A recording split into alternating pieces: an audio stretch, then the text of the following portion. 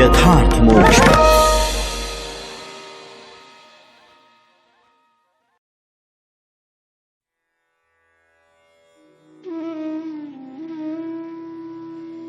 श्री नारद जी कहते हैं, पुरुष श्रेष्ठ, यहां तक जो कुछ कहा गया है उससे तुम्हारे प्रश्न का उत्तर हो गया। अब मैं एक भलीभांति निश्चित किया हुआ गुप्त साधन बताता हूं, ध्यान देकर सुनो। पुष्प वाटिका में अपनी हरिणी के साथ विहार करता हुआ एक हरिण मस्त घूम रहा है। वह दूब आदि छोटे छोटे अंकुरों को चर रहा है। उसके कान भंवरों के मधुर गुंजार में लगे हैं। उसके सामने ही दूसरे जीवों को मारकर अपना पेट पालने वाले भेड़िए ताक लगाए खड़े हैं और पीछे से शिकारी व्याध ने बींधने के लिए उस पर बाण छोड़ दिया है। परंतु हरिण इतना बेसुध है कि उसे इसका कुछ भी पता नहीं है। एक बार उस हरिण की दशा पर विचार करो। राजन, इस रूपक का आशय सुनो। यह मृतप्राय हरिण तुम ही हो। तुम अपनी दशा पर विचार करो। पुष्पों की तरह ये स्त्रियां केवल देखने में सुंदर हैं। इन स्त्रियों के रहने का घर ही पुष्प वाटिका है। इसमें रहकर तुम पुष्पों के मधु और गंध के समान क्षुद्र सकाम कर्मों के फलरूप जीव और जननेंद्रिय को प्रिय लगने वाले भोजन तथा स्त्री संग आदि तुच्छ भोगों को ढूंढ रहे हो। स्त्रियों से घिरे रहते हो और अपने मन को तुमने उन्हीं में फंसा रखा है। स्त्री पुत्रों का मधुर भाषण ही भंवरों का मधुर गुंजार है। तुम्हारे कान उसी में अत्यंत आसक्त हो रहे हैं। सामने ही भेड़ियों के झुंड के समान काल के अंश दिन और रात तुम्हारी आयु को हर रहे हैं, परंतु तुम उनकी कुछ भी परवाह न कर गृहस्थी के सुखों में मस्त हो रहे हो। तुम्हारे पीछे गुपचुप लगा हुआ शिकारी काल अपने छिपे हुए बाण से तुम्हारे हृदय को दूर से ही बींध डालना चाहता है। इस प्रकार अपने को मृग की सी स्थिति में देखकर तुम अपने चित्त को हृदय के भीतर निरुद्ध करो और नदी की भांति प्रवाहित होने वाली श्रवणेंद्रिय की बाह्य वृत्ति को चित्त में स्थापित करो।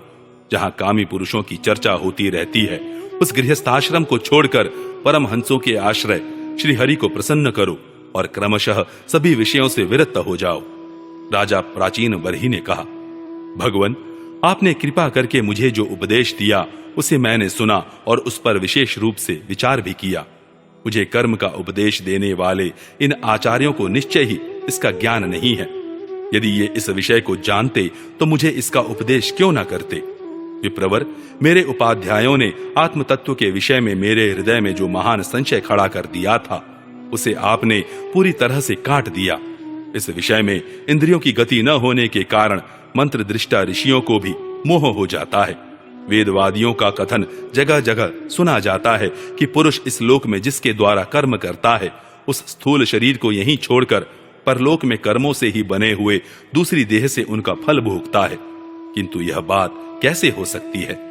इसके सिवा जो जो कर्म यहाँ किए जाते हैं, वे तो दूसरे ही क्षण में अदृश्य हो जाते हैं। वे परलोक में फल देने के लिए किस प्रकार पुनः प्रकट हो सकते हैं? श्री नारद जी ने कहा, राजन, जिस मनः प्रधान लिंग शरीर की सहायता से मनुष्य कर्म करता है, वह तो मरने के बाद भी उसके साथ रहता ही है। अतः वह परलोक में अप्रोक्ष रूप से स्वयं उसी के द्वारा उनका फल भोगता है। स्वप्न अवस्था में मनुष्य इस जीवित शरीर का अभिमान तो छोड़ देता है, किंतु इसी के समान अथवा इससे भिन्न प्रकार के पशु पक्षी आदि शरीर से वह मन में संस्कार रूप से स्थित कर्मों का फल भोगता रहता है। इस मन के द्वारा जीव जिन स्त्री पुत्रादि को ये मेरे हैं और देहादि को यह मैं हूं ऐसा कहकर मानता है, उनके किए हुए पाप पुण्यादि रूप कर्मों को भी यह अपने ऊपर ले लेता है और उनके कारण इसे व्यर्थ ही फिर जन्म लेना पड़ता है। जिस प्रकार ज्ञानेंद्रिय और कर्मेंद्रिय दोनों की चेष्टाओं से उनके प्रेरक चित्त का अनुमान किया जाता है, उसी प्रकार चित्त की भिन्न भिन्न प्रकार की वृत्तियों से पूर्व जन्म के कर्मों का भी अनुमान होता है। कभी कभी देखा जाता है कि जिस वस्तु का इस शरीर से कभी अनुभव नहीं किया, जिसे न कभी देखा न सुना ही, उसका स्वप्न में वह जैसी होती है वैसा ही अनुभव हो जाता है। राजन, तुम निश्चय मानो कि लिंग देह के अभिमानी जीव को उसका अनुभव पूर्व जन्म में हो चुका है, क्योंकि जो वस्तु पहले अनुभव की हुई नहीं होती, उसकी मन में वासना भी नहीं हो सकती। राजन, तुम्हारा कल्याण हो।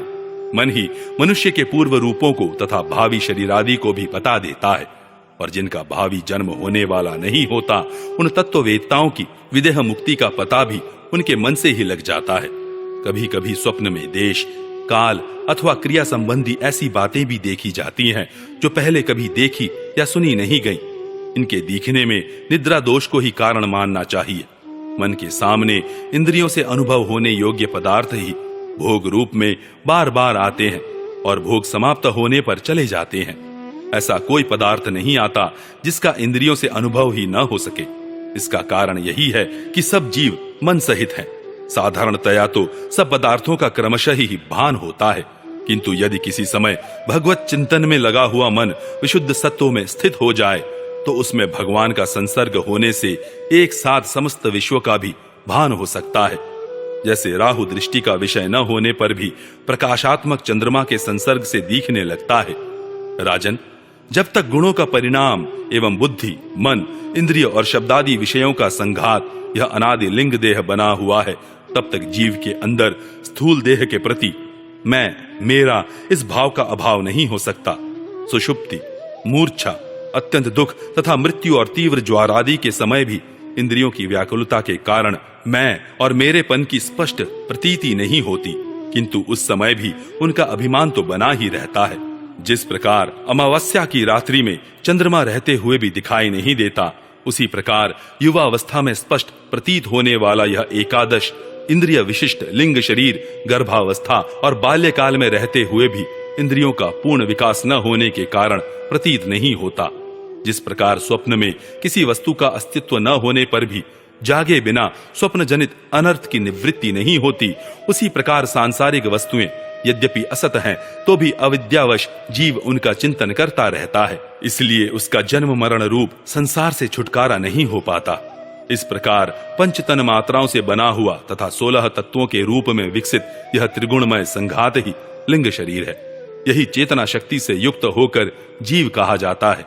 इसी के द्वारा पुरुष भिन्न भिन्न देहों को ग्रहण करता और त्यागता है तथा इसी से उसे हर्ष, शोक, भय, दुख और सुख आदि का अनुभव होता है। जिस प्रकार जोंक जब तक दूसरे तृण को नहीं पकड़ लेती तब तक पहले को नहीं छोड़ती, उसी प्रकार जीव मरण काल उपस्थित होने पर भी जब तक देहारंभक कर्मों की समाप्ति होने पर दूसरा शरीर प्राप्त नहीं कर लेता, तब तक पहले शरीर के अभिमान को नहीं छोड़ता। राजन, यह मन प्रधान लिंग शरीर ही जीव के जन्मादि का कारण है।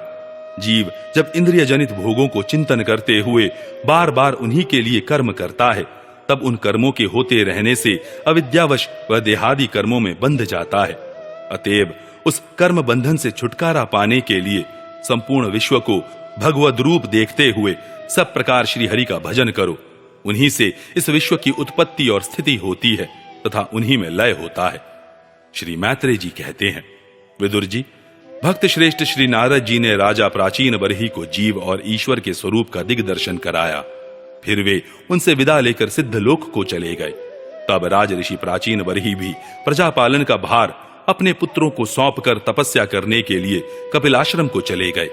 वहां उन वीरवर ने समस्त विषयों की आसक्ति छोड़ एकाग्र मन से भक्ति पूर्वक श्री हरि के चरण कमलों का चिंतन करते हुए सारूप्य पद प्राप्त किया। निष्पाप विदुर जी, देवर्षि नारद के परोक्ष रूप से कहे हुए इस आत्मज्ञान को जो पुरुष सुनेगा या सुनाएगा, वह शीघ्र ही लिंग देह के बंधन से छूट जाएगा। देवर्षि नारद के मुख से निकला हुआ यह आत्मज्ञान भगवान मुकुंद के यश से संबद्ध होने के कारण त्रिलोकी को पवित्र करने वाला, अंतःकरण का शोधक तथा परमात्म पद को प्रकाशित करने वाला है। जो पुरुष इसकी कथा सुनेगा वह समस्त बंधनों से मुक्त हो जाएगा और फिर उसे इस संसार चक्र में नहीं भटकना पड़ेगा। विदुर जी, गृहस्थाश्रमी पुरंजन के रूपक से परोक्ष रूप में कहा हुआ यह अद्भुत आत्मज्ञान मैंने गुरु जी की कृपा से प्राप्त किया था। इसका तात्पर्य समझ लेने से बुद्धि युक्त जीव का देहाभिमान निवृत्त हो जाता है तथा उसका परलोक में जीव किस प्रकार कर्मों का फल भोगता है यह संशय भी मिट जाता है। 30वां अध्याय, प्रचेताओं को श्री विष्णु भगवान का वरदान। विदुर जी ने कहा, ब्राह्मण, आपने राजा प्राचीन बरही के जिन पुत्रों का वर्णन किया था, उन्होंने रुद्र गीत के द्वारा श्री हरि की स्तुति करके क्या सिद्धि प्राप्त की? 12 स्पत्य, मोक्षाधिपति श्री नारायण के अत्यंत प्रिय भगवान शंकर का अकस्मात सानिध्य प्राप्त करके प्रचेताओं ने मुक्ति तो प्राप्त की ही होगी, इससे पहले इस लोक में अथवा परलोक में भी उन्होंने क्या पाया वह बतलाने की कृपा करें। श्री मैत्रेय जी ने कहा, विदुर जी, पिता के आज्ञाकारी प्रचेताओं ने समुद्र के अंदर खड़े रहकर रुद्र गीत के जप रूपी यज्ञ और तपस्या के द्वारा समस्त शरीरों के उत्पादक भगवान श्री हरि को प्रसन्न कर लिया। तपस्या करते करते 10,000 वर्ष बीत जाने पर पुराण पुरुष श्री नारायण अपनी मनोहर कांति द्वारा उनके तपस्या जनित क्लेश को शांत करते हुए सौम्य विग्रह से उनके सामने प्रकट हुए। गरुड़ जी के कंधे पर बैठे हुए श्री भगवान ऐसे जान पड़ते थे मानो सुमेरु के शिखर पर कोई श्याम घटा छाई हो। उनके श्री अंग में मनोहर पीतांबर और कंठ में कौस्तुभ मणि सुशोभित थी। अपनी दिव्य प्रभा से वे सब दिशाओं का अंधकार दूर कर रहे थे। चमकीले सुवर्णमय आभूषणों से युक्त उनके कमनीय कपोल और मनोहर मुखमंडल की अपूर्व शोभा हो रही थी। उनके मस्तक पर झिलमिलाता हुआ मुकुट शोभायमान था। प्रभु की 8 भुजाओं में 8 आयुध थे। देवता, मुनि और पार्षदगण सेवा में उपस्थित थे तथा गरुड़ जी किन्नरों की भांति साममय पंखों की ध्वनि से कीर्तिगान कर रहे थे। उनकी 8 लंबी लंबी स्थूल भुजाओं के बीच में लक्ष्मी जी से स्पर्धा करने वाली वनमाला विराजमान थी। आदि पुरुष श्री नारायण ने इस प्रकार पधार कर अपने शरणागत प्रचेताओं की ओर दया दृष्टि से निहारते हुए मेघ के समान गंभीर वाणी में कहा। श्री भगवान ने कहा, राजपुत्रो, तुम्हारा कल्याण हो। तुम सब में परस्पर बड़ा प्रेम है और स्नेहवश तुम एक ही धर्म का पालन कर रहे हो। तुम्हारे इस आदर्श सौहार्द से मैं बड़ा प्रसन्न हूं। मुझसे वर मांगो। जो पुरुष सायंकाल के समय प्रतिदिन तुम्हारा स्मरण करेगा उसका अपने भाइयों में अपने ही समान प्रेम होगा तथा समस्त जीवों के प्रति मित्रता का भाव हो जाएगा। जो लोग सायंकाल और प्रातःकाल एकाग्र चित्त से रुद्र गीत द्वारा मेरी स्तुति करेंगे उनको मैं अभीष्ट वर और शुद्ध बुद्धि प्रदान करूंगा। तुम लोगों ने बड़ी प्रसन्नता से अपने पिता की आज्ञा शिरोधार्य की है। इससे तुम्हारी कमनीय कीर्ति समस्त लोकों में फैल जाएगी। तुम्हारे एक बड़ा ही विख्यात पुत्र होगा। वह गुणों में किसी भी प्रकार ब्रह्मा जी से कम नहीं होगा तथा अपनी संतान से तीनों लोकों को पूर्ण कर देगा। राजकुमारों, कंडु ऋषि के तपोनाश के लिए इंद्र की भेजी हुई परमलोचा अप्सरा से एक कमल नयनी कन्या उत्पन्न हुई थी। उसे छोड़कर वह स्वर्ग लोक को चली गई। तब वृक्षों ने उस कन्या को लेकर पाला पोसा। जब वह भूख से व्याकुल होकर रोने लगी तब औषधियों के राजा चंद्रमा ने दयावश उसके मुंह में अपनी अमृत वर्षिणी तर्जनी उंगली दे दी। तुम्हारे पिता आजकल मेरी सेवा में लगे हुए हैं।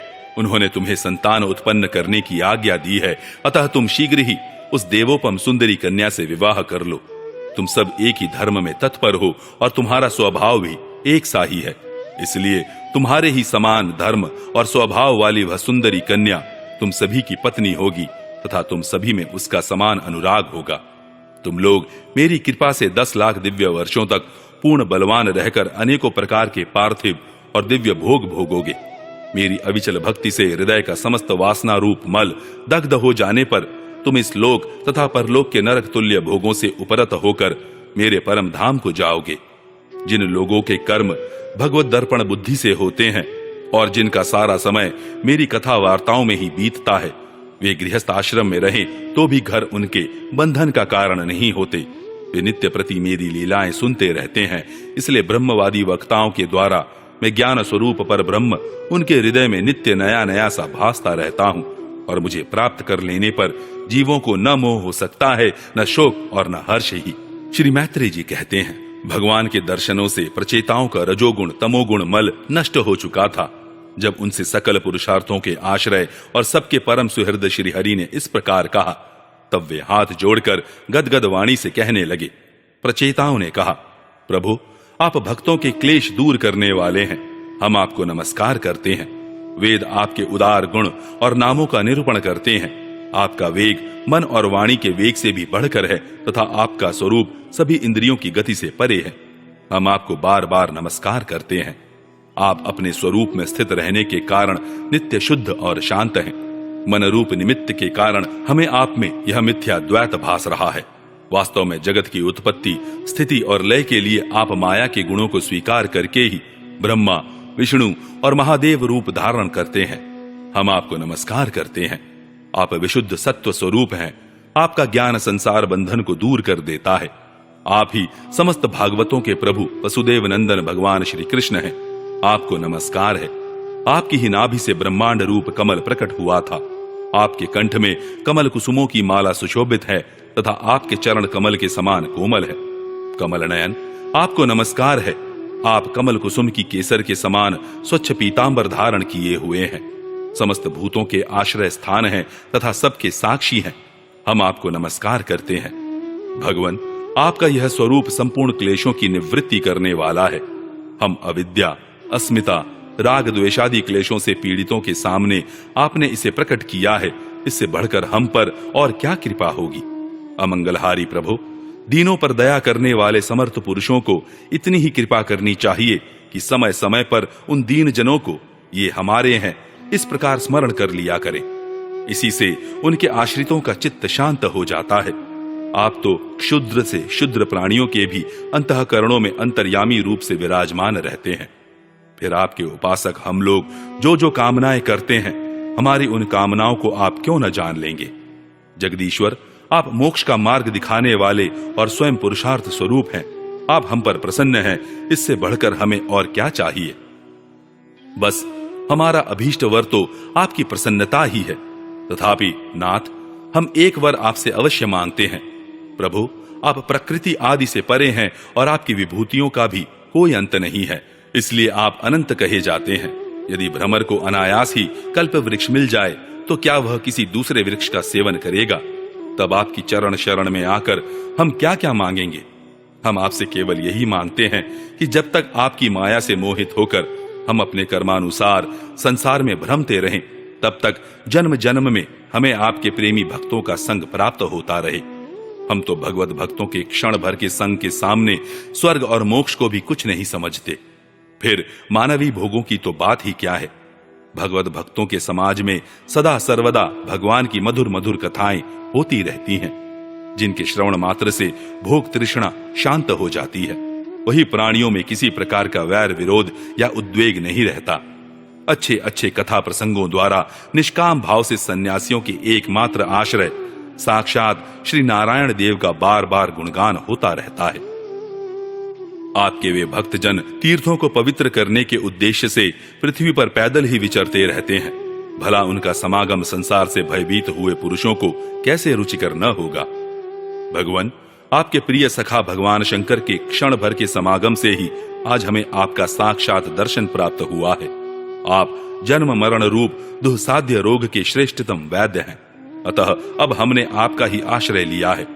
प्रभु, हमने समाहित चित्त से जो कुछ अध्ययन किया है, निरंतर सेवा शुश्रूषा करके गुरु, ब्राह्मण और वृद्ध जनों को प्रसन्न किया है तथा दोष बुद्धि त्याग कर श्रेष्ठ पुरुष, सुहृदगण, बंधु वर्ग एवं समस्त प्राणियों की वंदना की है और अन्नादि को त्याग कर दीर्घ काल तक जल में खड़े रहकर तपस्या की है। वह सब आप सर्वव्यापक पुरुषोत्तम के संतोष का कारण हो, यही वर मांगते हैं। स्वामिन, आपकी महिमा का पार न पाकर भी स्वयंभू मनु, स्वयं ब्रह्मा जी, भगवान शंकर तथा तप और ज्ञान से शुद्ध चित्त हुए अन्य पुरुष निरंतर आपकी स्तुति करते रहते हैं। अतः हम भी अपनी बुद्धि के अनुसार आपका यशोगान करते हैं। आप सर्वत्र समान शुद्ध स्वरूप और परम पुरुष हैं। आप सत्व मूर्ति भगवान वासुदेव को हम नमस्कार करते हैं। श्री मैत्री जी कहते हैं, विदुर जी, प्रचेताओं के इस प्रकार स्तुति करने पर शरणागत वत्सल श्री भगवान ने प्रसन्न होकर कहा, तथास्तु।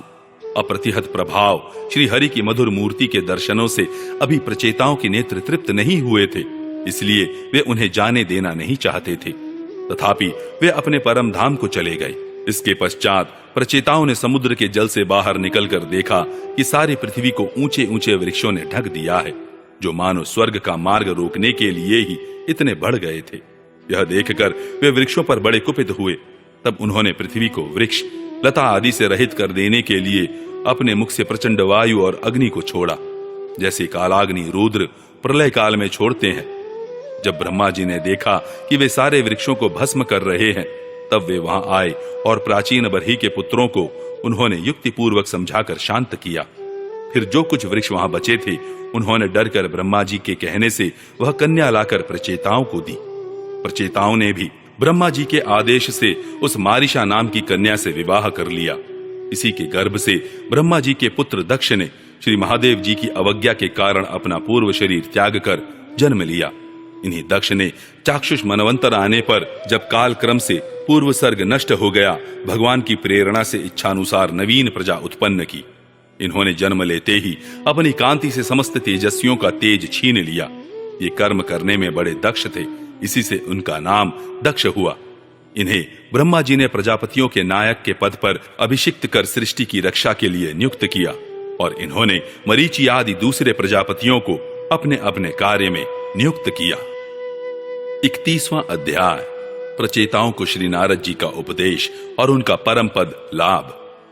श्री मैत्री जी कहते हैं, विदुर जी, 10 लाख वर्ष बीत जाने पर जब प्रचेताओं को विवेक हुआ, तब उन्हें भगवान के वाक्यों की याद आई और वे अपनी भार्या मारिशा को पुत्र के पास छोड़कर तुरंत घर से निकल पड़े।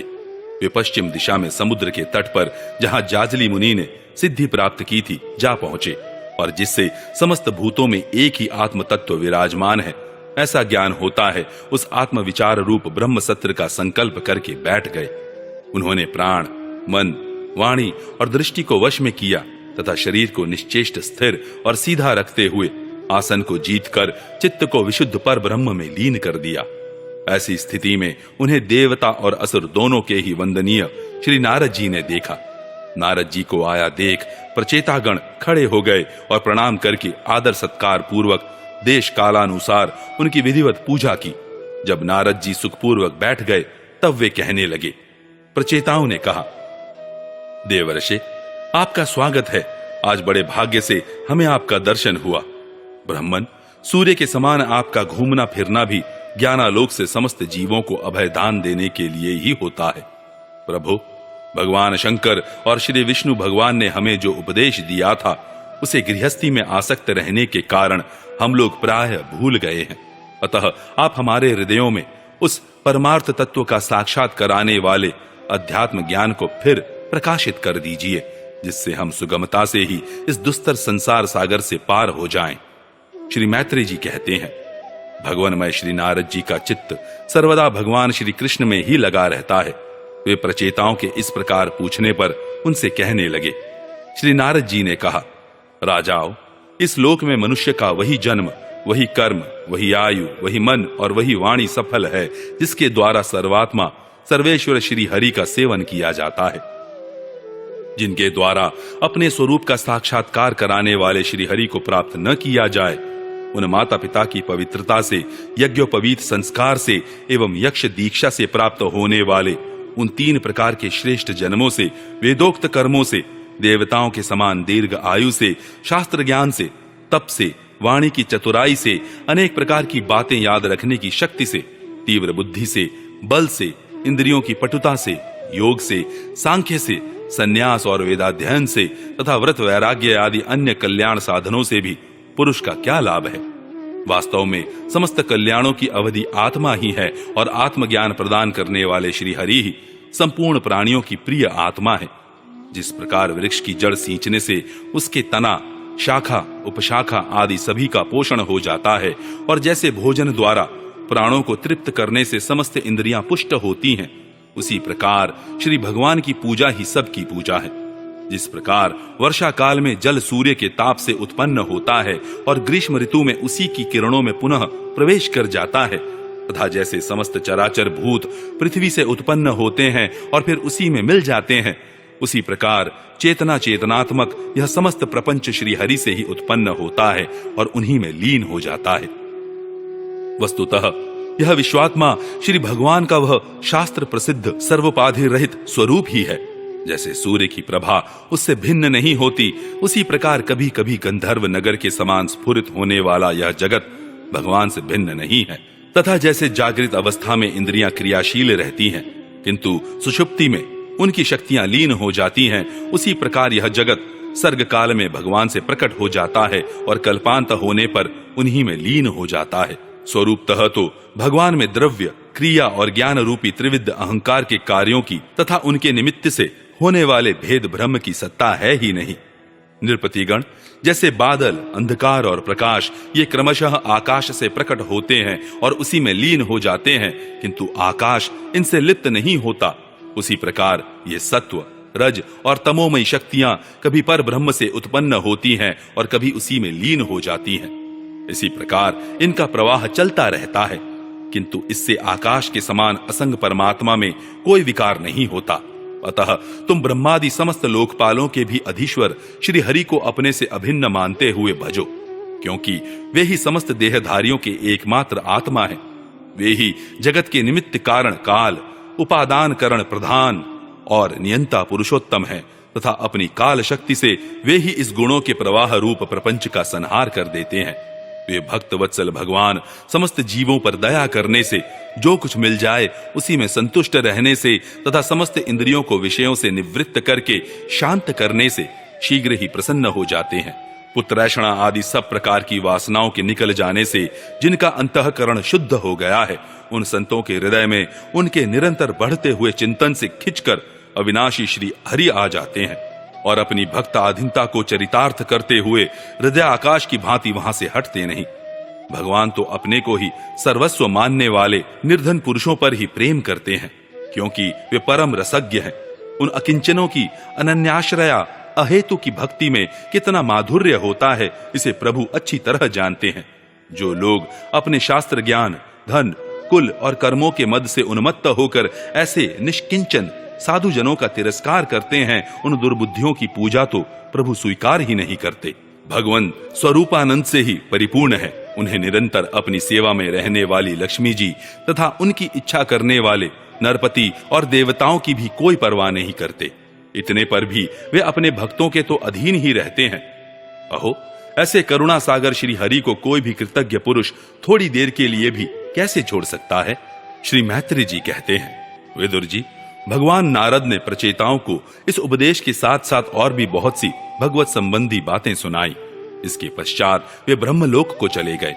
प्रचेतागण भी उनके मुख से संपूर्ण जगत के पाप रूपी मल को दूर करने वाले भगवत चरित्र सुनकर भगवान के चरण कमलों का ही चिंतन करने लगे और अंत में भगवत धाम को प्राप्त हुए।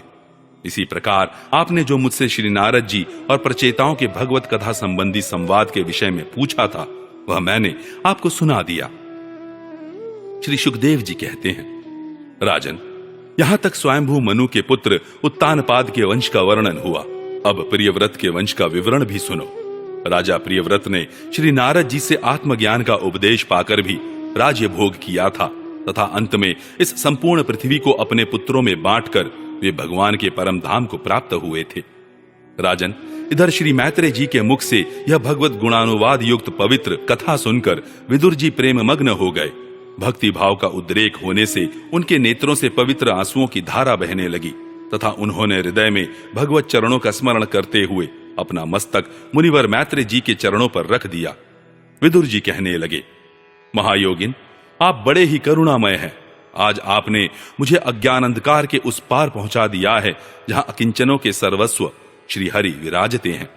श्री सुखदेव जी कहते हैं, मैत्रेय जी को ऐसे कृतज्ञता सूचक वचन कहकर तथा प्रणाम कर विदुर जी ने उनसे आज्ञा ली और फिर शांत चित्त होकर अपने बंधुजनों से मिलने के लिए वे हस्तिनापुर चले गए। राजन, जो पुरुष भगवान के शरणागत परम भागवत राजाओं का यह पवित्र चरित्र सुनेगा, उसे दीर्घ आयु, धन, सुयश, क्षेम, सद्गति और ऐश्वर्य की प्राप्ति होगी। चतुर्थ स्कंद समाप्त। हरि ओम तत्सत।